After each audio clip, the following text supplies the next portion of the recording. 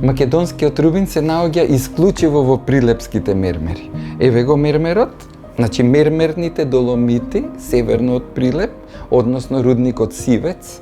Еве го во истото парче, тука се гледа една калцитна вена и рубинот внатре. Дејан Шкартов Деко е главен промотор на македонскиот рубин и е еден од најзаслужните што неодамна ужива статус на скапоцен камен од заштитено географско потекло. Првите геолошки истражувања и податоци на светско ниво за постоењето на македонскиот рубин датираат од 60-тите и 70-тите години на минатиот век. Еден скапоцен камен се појавува во една земја или во ново наоѓалиште, се појавува или ретко, или никогаш. Ние сме тие, да кажеме, срекници што како генерација го поставивме како тема, која допрва почнува да се развива, да кажеме, ова е еден клучен момент кога државата го става во законска рамка.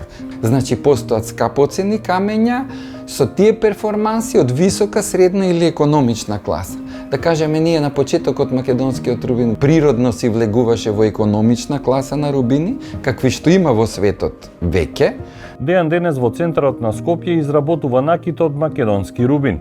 Вака изгледа македонскиот рубин во парче мермер донесено од рудникот во Прилеп.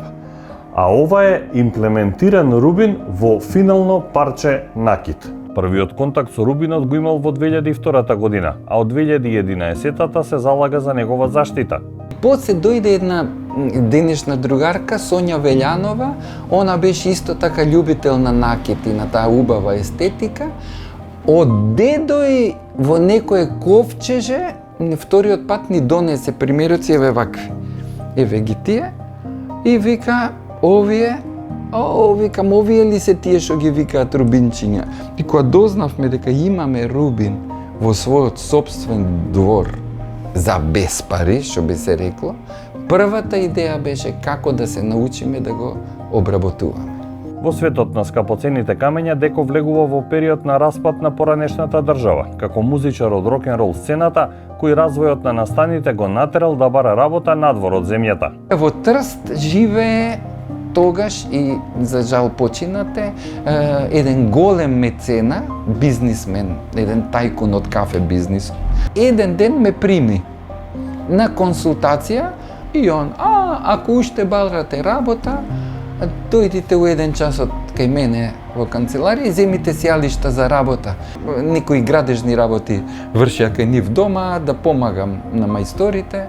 И во еден момент потоа, кога стварно немаше работа, рече, ќе дојдеш, уствари сопругата ми рече дека ја подготвува првата нивна изложба на минерали и кристали од мега калибар и тогаш ми дадоа таму да ги отпакувам, да ги имам, да ги мерам, да ги селекционирам.